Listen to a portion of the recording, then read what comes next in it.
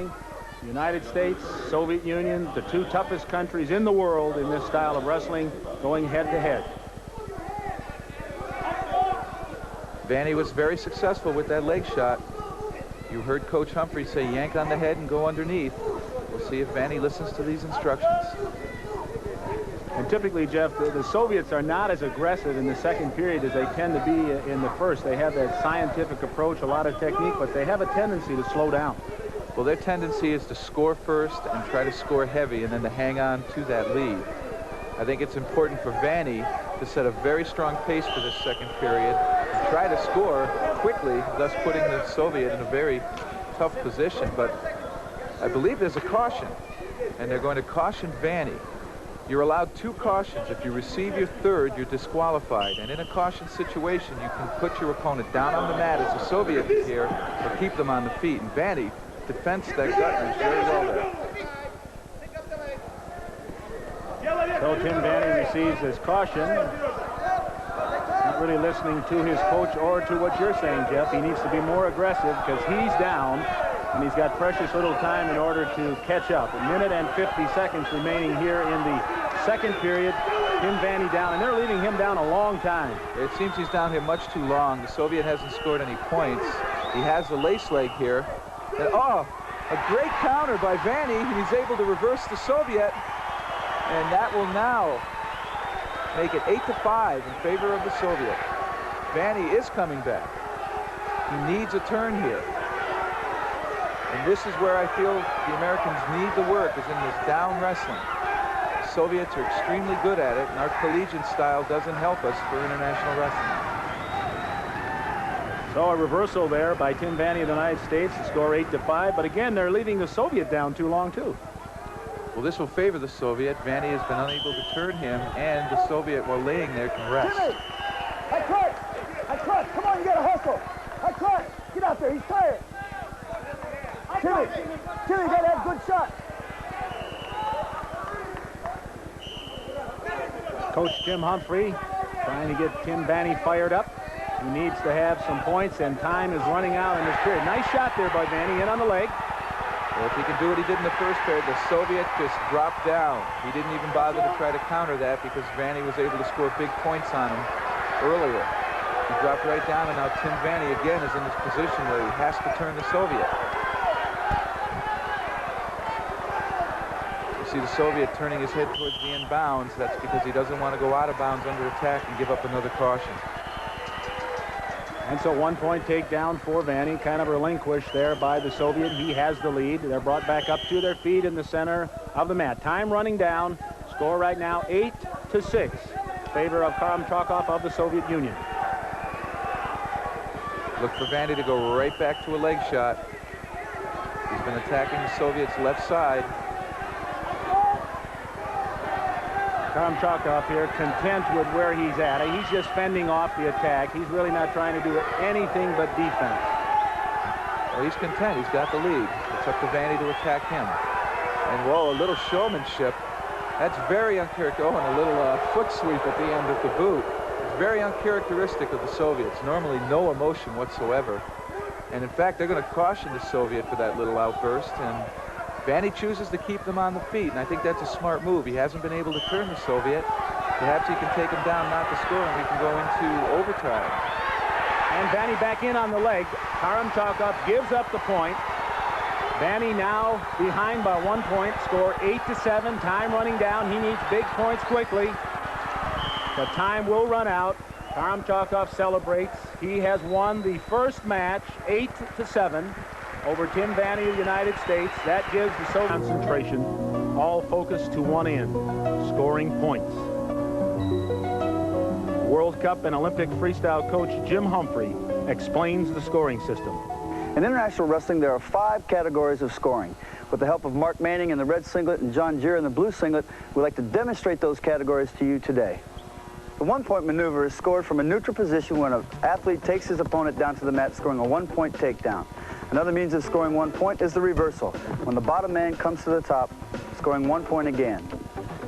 The 2-point move is scored when the top wrestler takes his opponent to his back and exposes his back. The 3-point maneuver is going from a neutral position. The offensive man takes his opponent directly to the mat. A 4-point move is a little bit more dangerous. He takes his man from a position, throws him high arcing manner into the air. And the 5-point move is, again, you must lift your opponent from the mat, taking him into the air directly to the mat. And of course, the ultimate is the pin, when you put your opponent's shoulders to the mat simultaneously. Russ, Jeff, I think I've seen you in this position before. Oh. But Jeff and I are retired, and we're entitled to remember only the good moments. Second period action at 114.5 pounds, where surprisingly, Joe Gonzalez of the United States, here in the blue singlet, is leading Anatoly Beloglazov of the Soviet Union in the red singlet 4-2.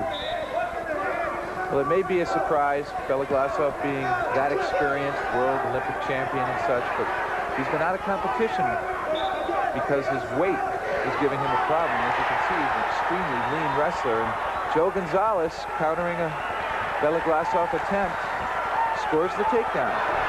And he now extends his lead to 5-2 over Beloglazov.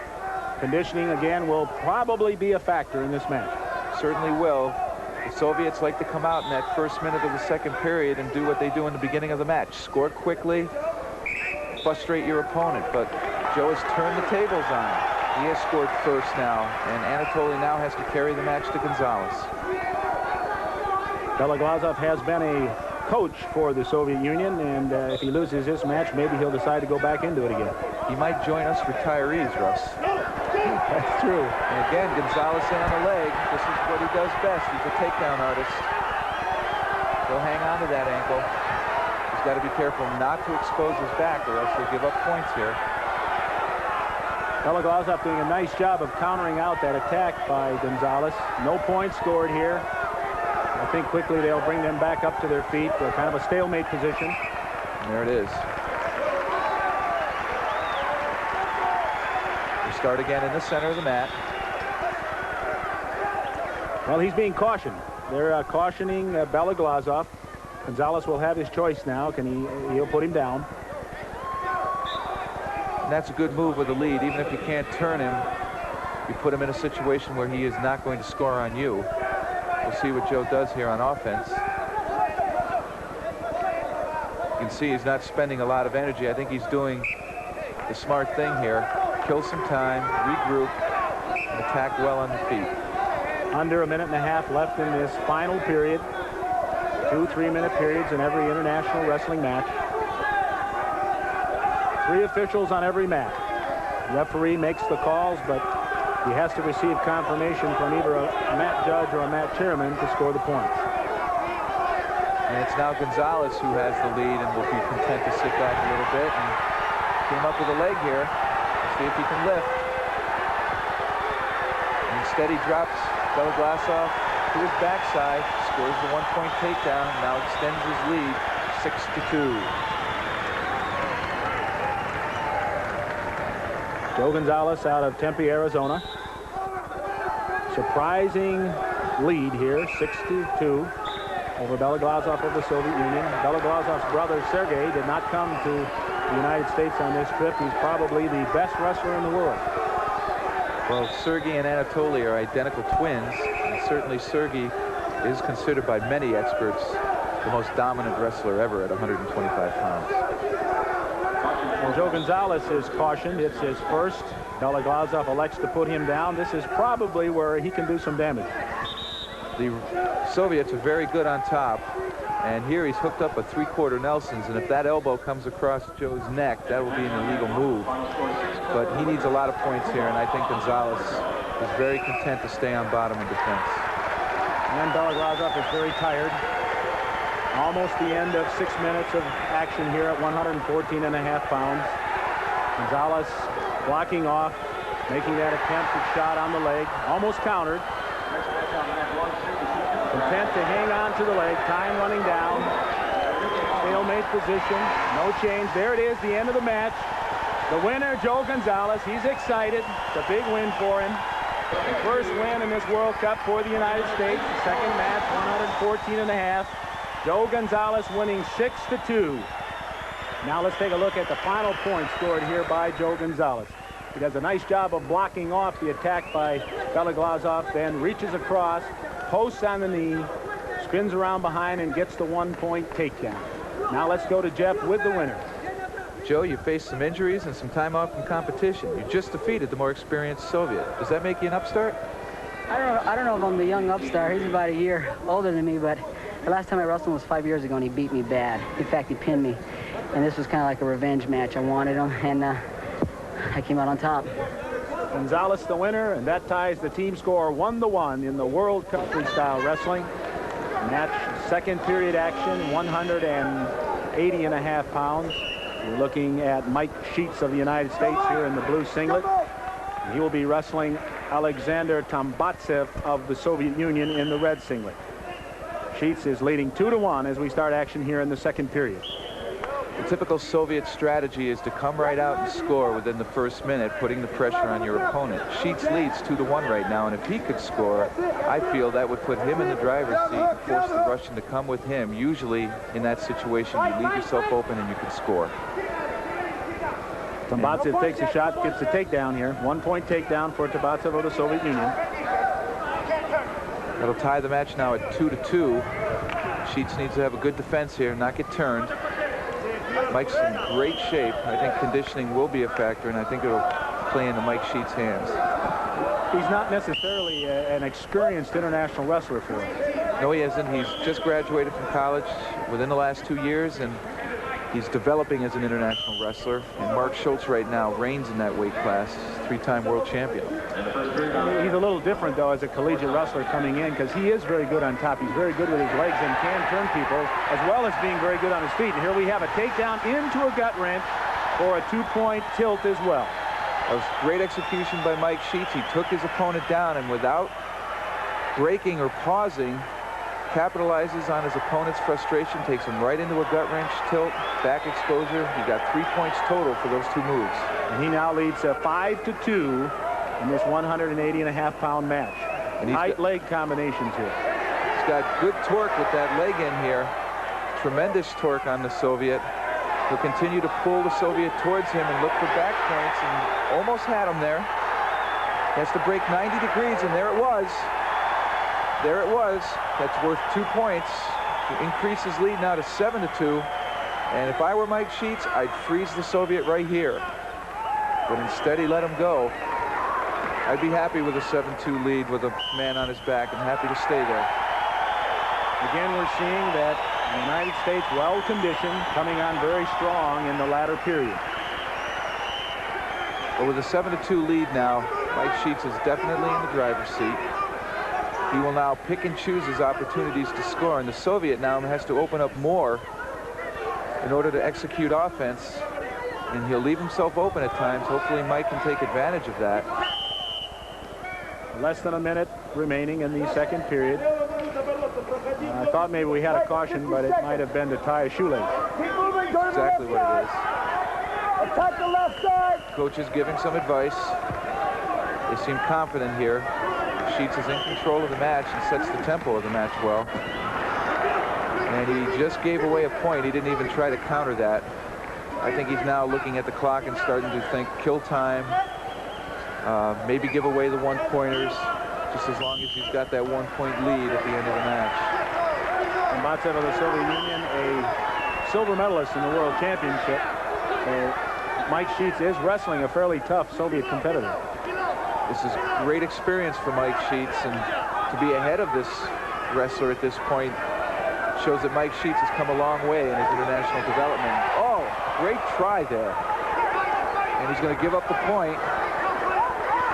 And then with time running down here, Mike Sheets is ahead 7-4. This will give the United States the lead in this competition.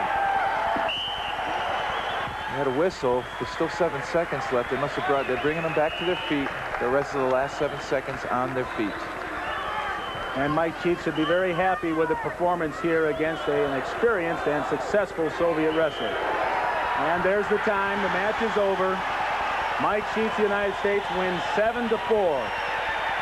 And the American decision to Makharbek Kadartsev, while brother Bill at 220 pounds dropped a very close 5-4 decision to Ahmed Atabov. And so with the team score now 5-4 for the Soviet Union, we're joining action here in the heavyweight division. Just over 2 minutes remaining. The only chance the United States has of tying this competition is if heavyweight Bruce Baumgartner, who's losing 6-5, can win this match. I'm very impressed with Gorbachevili's strength in there. In on Baumgartner's legs, Bruce tried to counter but was unsuccessful. He exposed his own back, and Gorbachevili scored 2 points. So Gorbachevili of the Soviet Union now leads 8-5 over Bruce Baumgartner. I think Bruce is a little bit disappointed that the United States isn't in there for the win and maybe affecting his wrestling. It could be. Bruce seems flat. I've trained with Bruce before. I've watched him wrestle Gorbachevili, who he's pinned before, and this certainly isn't the Baumgartner I'm accustomed to. He's usually very, very aggressive. Right now, Gorbachevili back in on that single leg, and he scores again. Another takedown. Gorbachevili is very tall and lanky, and he's got tremendous power. It's very surprising. Bruce is so much thicker than he is, and yet Gorbachevili just took him down there very easily. Well, these two have split matches previously, although of late Bruce Baumgartner has been the victor. I'm sure Bruce will be disappointed. The score now 9-5, favor of Gorbachevili of the Soviet Union. Bruce is in on a leg attack. This is usually Bruce's strength, and here you can see he's not even trying to finish. In fact, he's now on his side, a very poor position to be in. He just gave up exposure points there. That's 2 more points for the Soviet, making the score now 11-5. Well, Bruce giving us kind of a lackluster performance here. Gorbachevili has the lead, seems to be totally in control of this final match of this World Cup competition, which will, of course, give the victory to the Soviet Union.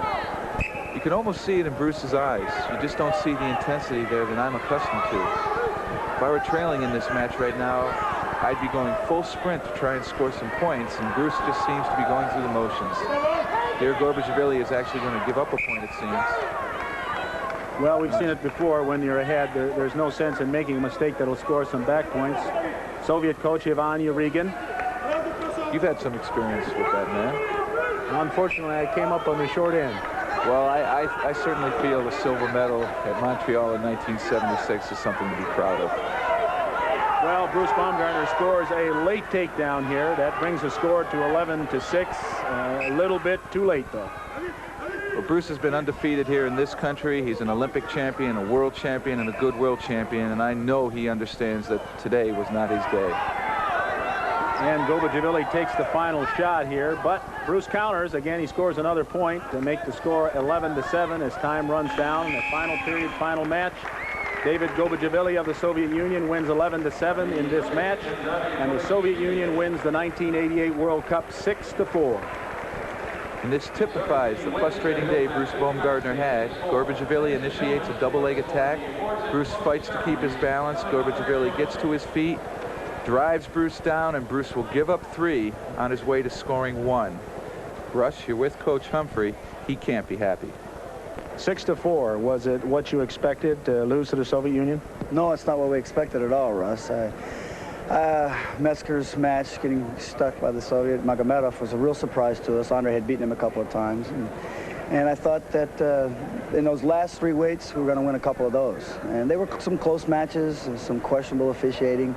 And so it's just, maybe we've got to strengthen our resolve until Seoul, work a little bit harder and just get in a little bit better shape.